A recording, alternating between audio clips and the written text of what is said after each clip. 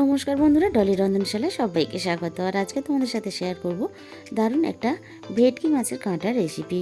আর রেসিপিটা ভালো লাগলে অবশ্যই ভিডিওতে একটা লাইক করো আর প্রচুর প্রচুর নিজেদের বন্ধুদের মধ্যে শেয়ার করো। আর এরকম নতুন নতুন রেসিপি পেতে অবশ্যই আমার চ্যানেলটাকে সাবস্ক্রাইব করে নিও।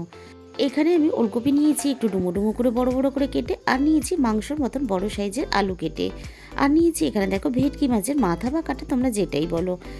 দিয়ে দিলাম স্বাদ মতো লবণ আর 1 চামচ পরিমাণ হলুদ গুঁড়ো। এবার খুব ভালোভাবে আমি কাঁটাটাকে মাখিয়ে রেডি করে নিলাম। কড়াইয়ের মধ্যে আমি প্রথমে বেশ খানিকটা প্রয়োজন মতো সরষের তেল গরম করে নিয়েছি। এবার কেটে রাখা আলুগুলো তেলের মধ্যে দিয়ে আমি ভেজে নেব। আলুগুলো একটু নাড়াচাড়া করে আমি লাল লাল করে এখানে আমি ভেজে নিলাম। আলু ভাজা হয়ে যাওয়ার পরে ওলকপিগুলো আমি এখানে দিয়ে দিলাম। আর তোমরা চাইলে কিন্তু ওলকপি একটু ভাপিয়ে ফেলেও করতে পারো।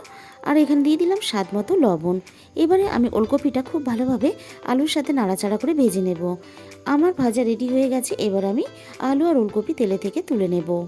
এখানে আমি আলু আর ওলকপি একসাথে ভেজে নিলাম, তোমরা চাইলে আলাদা করেও ভেজে নিতে পারো। এরপর দেখো আমি ওই একই তেলের মধ্যে মাছের কাঁটা বা মাথাগুলো দিয়ে খুব ভালোভাবে আমি ভেজে তুলে নিলাম প্রথম ব্যাচে। আর বাকিগুলো একইভাবে আমি তেলের মধ্যে দিয়ে ভেজে নেব। তোমরা হয়তো অনেকে অনেক রকমভাবে রান্না করো, তবে আমার মতন করে একবার এইভাবে ওলকপি আলু দিয়ে রান্না করে খেয়ে দেখো, দারুণ টেস্টি হয় এই রেসিপিটা। আমি মাছের মাথাগুলো ভেজে তুলে নেওয়ার পরে ফোড়নে এখানে দিয়ে দিলাম গোটা জিরে আর মাঝারি সাইজের দুটো পেঁয়াজ কুচি এখানে দিয়ে দিলাম। হালকা একটু নাড়াচাড়া করে আমি পেঁয়াজটা ভেজে নেব। এরপর আমি এখানে দিয়ে দিলাম পরিমাণ মতন রসুন বাটা আর দিয়ে দেবো এখানে পরিমাণ মতো আদা বাটা। এবার আমি পেঁয়াজের সাথে রসুন আর আদাটাকে খুব ভালোভাবে কষিয়ে নেব।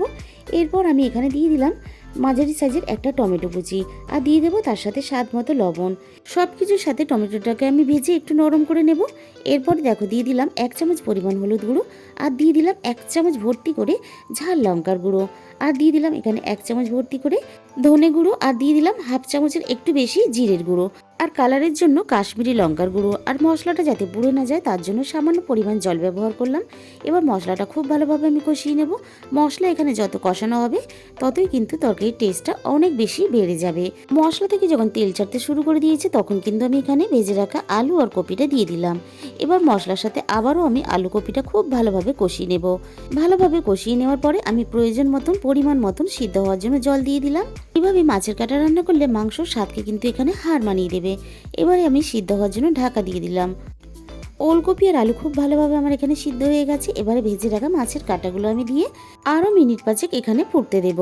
না রান্না করে খেলে তোমরা কিন্তু বুঝতেই পারবে না এর স্বাদ কতটা হয়। এবার আমি সবশেষে দিয়ে দিলাম গরম মশলার গুঁড়ো। আর তোমাদের মূল্যবান সময় দিয়ে আমার রেসিপিটা দেখার জন্য অসংখ্য ধন্যবাদ। আজকে তাহলে এই পর্যন্ত।